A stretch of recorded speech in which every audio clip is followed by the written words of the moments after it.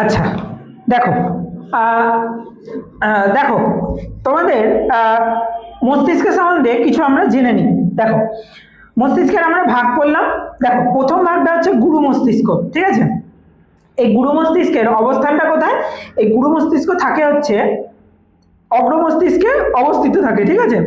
এটা করটির বিস্তীর্ণ এলাকা জুড়ে থাকে, মানে আমাদের করটির বেশিরভাগটাই হচ্ছে গুরু মস্তিষ্ক, ঠিক আছে। আচ্ছা, এই গুরু মস্তিষ্কে দুটো গোলার্ধ থাকে, একটা বাম গোলার্ধ, একটা ডান গোলার্ধ, ঠিক আছে।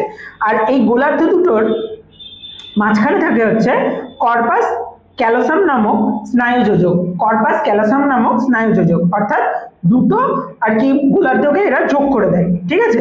আচ্ছা, অসংখ্য এখানে ভাঁজ থাকে। আচ্ছা, ভাঁজগুলোকে বলা হয় জাইরাস, আর খাঁজ থাকে যেগুলোকে বলা হয় সালকাস, ঠিক আছে। আচ্ছা, এই গুরু মস্তিষ্কের কাজ কি? গুরু মস্তিষ্ক প্রাণীদের চিন্তা, স্মৃতি, বুদ্ধি ইত্যাদি মানসিক বোধ নিয়ন্ত্রণ করে, আর চাপ, তাপ, ব্যথা, শ্রবণ, ঘ্রাণ, এগুলো স্পর্শ, এগুলো বোধের নিয়ন্ত্রণ করে, ঠিক আছে। আচ্ছা, তারপর হচ্ছে থ্যালামাস, যেটা হচ্ছে ডায়ানসেফালনের অংশ, তাই না? থ্যালামাস কি করে? আচ্ছা, এটা মস্তিষ্কের তৃতীয় প্রকোষ্ঠের দুপাশে গুরু মস্তিষ্কের নিচে অবস্থান করে।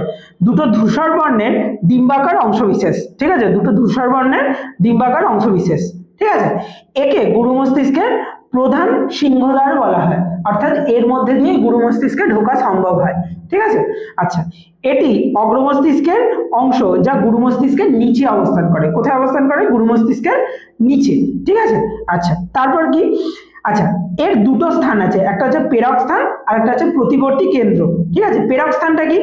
ঘ্রাণ, তারপর ঘ্রাণ প্রবাহ ছাড়া সব রকম সংজ্ঞাবাহ স্নায়ু প্রবাহ থ্যালামাসের মধ্যে দিয়ে গুরু মস্তিষ্কে প্রবেশ করে। আর প্রতিবর্ত কেন্দ্রটা কি করে?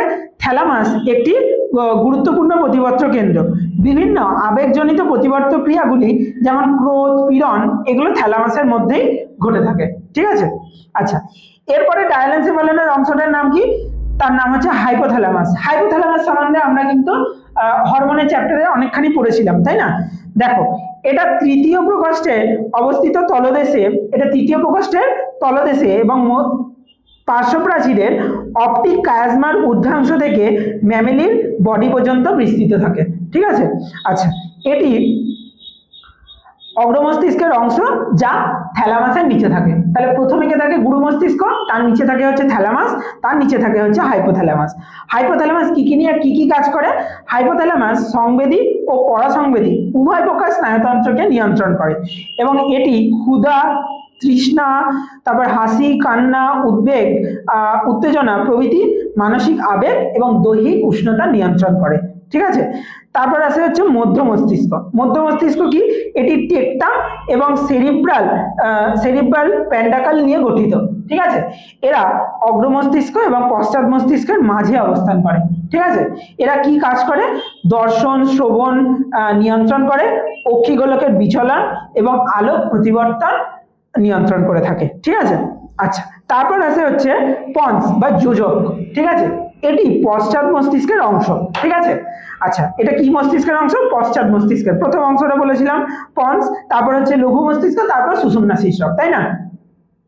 এটি পশ্চাৎ মস্তিষ্কের অংশ। তো এটা মধ্য মস্তিষ্কের সঙ্গে লঘু মস্তিষ্ক এবং সুষুম্না শীর্ষককে সংযোগ স্তরে, অর্থাৎ সুষুম্না শীর্ষক মানে সুষুম্না কাণ্ড আর মধ্য মস্তিষ্কটাকে যোগ করে কে হচ্ছে পন্স, ঠিক আছে। আচ্ছা, তারপর কি করে? পন্স মধ্য মস্তিষ্কের নিচে এবং সুষুম্না শীর্ষকের ওপরে অবস্থিত করে। আচ্ছা, এর কাজ কি? পন্স হয়ে অবস্থিত মূত্রনালী নিয়ন্ত্রক স্নায়ুকেন্দ্র ডেট্রুসর পেশির সংকোচন ঘটিয়ে মূত্রত্যাগে সহায়তা করে, ঠিক আছে। পন্সের প্রধান কাজ এটা। পন্সে বিভিন্ন অবস্থিত শ্বাস নিয়ন্ত্রণকারী স্নায়ুকেন্দ্র শ্বাসক্রিয়ার হার নিয়ন্ত্রণ করে থাকে, ঠিক আছে। তারপর হচ্ছে লঘু মস্তিষ্ক। এটা কি করে? এটা পশ্চাৎ মস্তিষ্কের মাঝের অংশ। পশ্চাৎ মস্তিষ্কের অংশ দুটো গোলার্ধে গঠিত হয়। দুটো গোলার্ধ ভার্মিজ নামক স্নায়ুযোজক দিয়ে গঠিত থাকে, ঠিক আছে। আচ্ছা, আমরা সেটা গুরু মস্তিষ্কে দেখেছিলাম, সেটাকে কর্পাস ক্যালোসাম, তাই না? আচ্ছা, পন্স আর সুষুম্না শীর্ষকের সংযোগস্থলে করটির পশ্চাৎভাগে অবস্থিত হয় হচ্ছে এই লঘু মস্তিষ্ক, ঠিক আছে। দেহের ভারসাম্য রক্ষা এবং প্রতিবর্তী স্নায়ুকেন্দ্র রূপে কাজ করে, ঠিক আছে। আচ্ছা, তারপর আছে কে সুষুম্না শীর্ষক। সুষুম্না শীর্ষকটা কি? এটি পন্স এবং সুষুম্না কাণ্ডের মাঝখানে অবস্থান করে, ঠিক আছে, যেটা হৃৎপিণ্ড শ্বাসক্রিয়া নিয়ন্ত্রণ করে এবং ঘাম নিয়ন্ত্রণ করে, ঠিক আছে। আচ্ছা, সুষুম্না শীর্ষক আরেকটা কাজ কি? এটি পশ্চাৎ মস্তিষ্কের অংশ যা পন্সের নিচে থাকে এবং সুষুম্না কাণ্ডের অগ্রভাগে অবস্থান করে। আর লাস্ট যে ভাগটা আমাদের কেন্দ্রীয় স্নায়ুতন্ত্রের, তার নাম হচ্ছে সুষুম্না কাণ্ড। সুষুম্না কাণ্ডটা কি? সুষুম্না শীর্ষকের পশ্চাৎ ভাগ থেকে শুরু করে প্রথম লাম্বার কর্সেরুকা পর্যন্ত বিস্তৃত প্রায় 45 সেমি দৈর্ঘ্য বিস্তৃত ফাঁপা নলাকার একটা অংশ মেরুদণ্ডের নিউরাল ক্যানালে অবস্থিত হয়ে থাকে এটা। হ্যাঁ, নিউরাল ক্যানাল মানে হচ্ছে আমাদের স্পাইনাল কর্ডের ভিতরে, ঠিক আছে।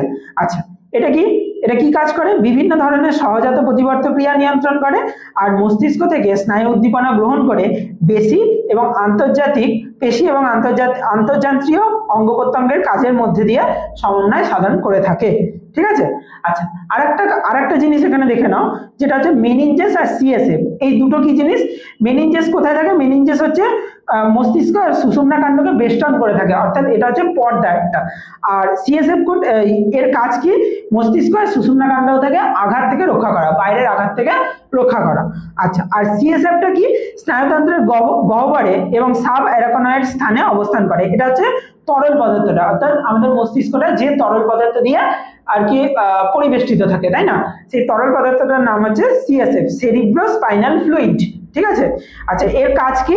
কেন্দ্রীয় স্নায়ুতন্ত্রকে সুরক্ষা প্রদান করা আর স্নায়ুকোষকে পুষ্টি দ্রব্য এবং অক্সিজেন সরবরাহ করা।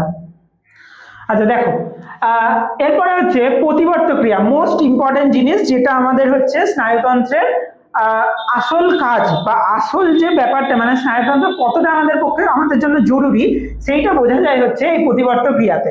আচ্ছা, প্রতিবর্ত ক্রিয়াটা কি জিনিস? বলছে যে স্বয়ংক্রিয়ভাবে, মানে যে অটোমেটিক ভাবে আমাদের শরীর যদি কোনো ধরো হঠাৎ করে কোনো কিছু ঘটনা ঘটলো, সেই ঘটনা অনুযায়ী আমাদের শরীর যে সাজিয়ে নেওয়ার যে ব্যাপারটা, সেটাকেই বলা হচ্ছে প্রতিবর্ত ক্রিয়া। আচ্ছা, কি জিনিসটা? ধরো তোমাদের চোখের মধ্যে কেউ তীব্র আলো ফেললো, তো আমাদের চোখটা সঙ্গে সঙ্গে বন্ধ হয়ে যায়, তাই না? তো আচ্ছা, আর কি? ধরো আমাদের একটা সুস্বাদু খাবারের গন্ধ আমাদের নাকে ভেসে এলো, তো অটোমেটিক আমাদের জিভের মধ্যে লালা চলে আসে, তাই না? তো এই জিনিসগুলোকেই বলা হচ্ছে প্রতিবর্ত ক্রিয়া। আচ্ছা, প্রতিবর্ত ক্রিয়ার বৈশিষ্ট্য যদি আমরা দেখতে চাই, প্রতিবর্ত ক্রিয়াগুলি অনৈচ্ছিক হয়, তাই না? এগুলো আমরা ইচ্ছা করে করি কি? এগুলো ইচ্ছা করে করি না, এগুলো অটোমেটিক হয়, তাই না? আচ্ছা, প্রতিবর্ত ক্রিয়া কিন্তু মস্তিষ্ক ছাড়াই ঘটে। হ্যাঁ, প্রতিবর্ত ক্রিয়ার কাজ কিন্তু আমাদের মস্তিষ্কের মধ্যে যায় না, মস্তিষ্ক অবধি পৌঁছাতেই পারে না ওই স্নায়ু স্পন্দনটা, ঠিক আছে, তার আগেই প্রতিবর্ত ক্রিয়া হয়ে যায়। কে নিয়ন্ত্রণ করে? তাহলে নিয়ন্ত্রণ করে হচ্ছে সুষুম্না কাণ্ড।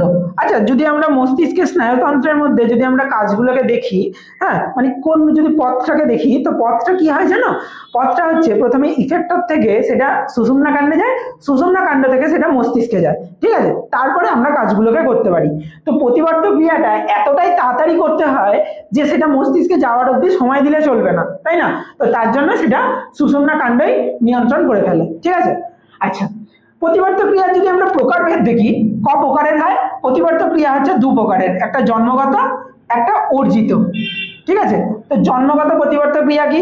যেটা আমাদের অটোমেটিক্যালি আমরা জন্ম থেকে পেয়ে থাকি। যেমন যদি ধরো বাচ্চাদের খিদে পায়, তাহলে মাতৃদুগ্ধ খাওয়ার জন্য তারা কান্না করে, তাই না?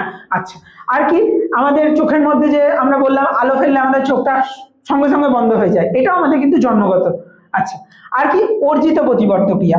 অর্জিত প্রতিবর্ত ক্রিয়া কি? যেগুলো আমরা অভ্যাসের মাধ্যমে ধীরে ধীরে দিন দিন যেতে যেতে যেটাকে আমরা শরীরের মধ্যে নিয়ে আসি। যেমন ধরো সাইকেল চালানো, সাঁতার শেখা, এগুলো হচ্ছে অর্জিত প্রতিবর্ত ক্রিয়া, ঠিক আছে। তো কে এই ভাগটা করেছিলেন? বিজ্ঞানী আইভেন প্যাভলভ, ঠিক আছে। তিনি প্রতিবর্ত ক্রিয়াকে দুটো ভাগে ভাগ করে দেন, ঠিক আছে, দুটো ভাগে ভাগ করে দেন, হলো। আচ্ছা আচ্ছা, এখানে একটা মোস্ট ইম্পর্টেন্ট একটা ইন্টারেস্টিং জিনিস আছে, যেটাকে বলা হয় প্যাভলভের পরীক্ষা। সাধারণত পরীক্ষাতে 3 নম্বরের জন্য দিয়ে থাকে। তো প্যাভলভের পরীক্ষাটা কি জিনিস? প্যাভলভের একটা কুকুর ছিল, ঠিক আছে। তো এই কুকুরটাকে ও প্রতিদিন খেতে দিত। হ্যাঁ, প্রতিদিন খেতে দেওয়ার আগে কি করতো? ও প্রতিদিন একটা করে ঘন্টা বাজাতো, ঠিক আছে। বিজ্ঞানীটা একদিন প্রতিদিন ঘন্টা বাজাতো। তো তো সেই ঘন্টা শুনে কুকুরটা সঙ্গে সঙ্গে খেতে চলে আসতো, এবং তিনি লক্ষ্য করেছিলেন যে কুকুরটা ঘন্টা বাজানোর সাথে সাথেই কুকুরটার মুখ থেকে লালা ঝরছিল। ঠিক আছে, আচ্ছা, এরপরে একদিন কি করেছেন, তিনি ঘন্টা বাজিয়েছেন, বাট তিনি ওই কুকুরটাকে খেতে দেননি। ঠিক আছে, তিনি ওই কুকুরটাকে খেতে দেননি। তো খেতে না দেওয়ার জন্য কি হয়েছে, তো দেখা যাচ্ছে কুকুরটাকে খেতে না দেওয়া সত্ত্বেও তার সেই কুকুরটার মুখ দিয়ে লালা ঝরছে। তো সেই থেকেই তিনি দেখতে পেয়েছিলেন এটা হচ্ছে একটা অর্জিত প্রতিবর্ত ক্রিয়া। ঠিক আছে, আচ্ছা দেখো, প্রতিবর্ত পথটা কি বলছে, যে পথে এই প্রতিবর্ত ক্রিয়াগুলো সমন্বিত হয়, অর্থাৎ যে পথ দিয়ে এই প্রতিবর্ত ক্রিয়াগুলো কমপ্লিট হয় সেই পথটাকেই বলা হচ্ছে প্রতিবর্ত পথ। ঠিক আছে, আচ্ছা দেখো, প্রতিবর্ত পথের ফার্স্ট কি আছে, ফার্স্ট হচ্ছে গ্রাহক। অবশ্যই গ্রাহক দিয়ে আমাদের জিনিসগুলো বা স্নায়ু স্পন্দনগুলো আমাদের শরীরের ভেতরে ঢুকবে। ঠিক আছে, তারপর কি হয়, তারপর হচ্ছে সংজ্ঞাবাহ নিউরন। ওই স্নায়ু স্পন্দনগুলো সংজ্ঞাবাহ নিউরন কোথায় নিয়ে যায়, স্নায়ু কেন্দ্রে। স্নায়ু কেন্দ্র মিন্স সুষুম্না কাণ্ডে। এখানে স্নায়ু কেন্দ্র বলতে সুষুম্না কাণ্ড। ঠিক আছে, সুষুম্না কাণ্ডে নিয়ে যায়। হ্যাঁ, আচ্ছা, সেখান থেকে কি হয়, আজ্ঞাবহ নিউরনে যায় এবং সেখান থেকে চলে আসে আমাদের কারকে, অর্থাৎ ওই প্রতিবর্ত ক্রিয়ার জন্য যে কাজটা করা দরকার আমাদের শরীরে সেই কাজটা করে। ঠিক আছে, আচ্ছা, এই প্রতিবর্ত ক্রিয়া আমাদের প্রাত্যহিক জীবনে, মানে আমরা যদি দৈনন্দিন জীবনের কথা বলি, সেখানে কোথায় এর গুরুত্ব আমরা দেখতে পাবো। ধরো তোমরা খেতে বসেছো, হঠাৎ করে আমাদের গলার মধ্যে যে বিষম লেগে যাওয়া বলে, বিষম লেগে যাওয়াটা জিনিসটা কি, ধরো কোনো খাবারের টুকরো হঠাৎ করে যদি আমাদের শ্বাসনালীর ভেতরে ঢুকে যায়, তখন কি হয়, তখন আমাদের হঠাৎ করে কাশি চলে আসে, তাই না? তো এটাও হচ্ছে আমাদের প্রতিবর্ত ক্রিয়ারই একটা উদাহরণ, মানে প্রাত্যহিক জীবনে এটা আমাদের খুবই জরুরি। আর কি, ধরো নাকের মধ্যে হঠাৎ করে কোনো যদি ধুলো বা বিজাতীয় বস্তু যদি ঢুকে যায়, তাহলে কি হয়, ওই নাকের মধ্যে আমাদের হাঁচির সৃষ্টি হয়, তাই না? হাঁচি তৈরি হয়, তাই তো? তাহলে এটাও একটা কিন্তু আমাদের প্রাত্যহিক জীবনে প্রতিবর্ত ক্রিয়ার খুবই গুরুত্বপূর্ণ একটা বৈশিষ্ট্য। ঠিক আছে, তো এইখানে আমাদের স্নায়ুতন্ত্রটা শেষ হলো। ঠিক আছে, এর পরের দিন আমরা চোখ নিয়ে আলোচনা করব। ঠিক আছে।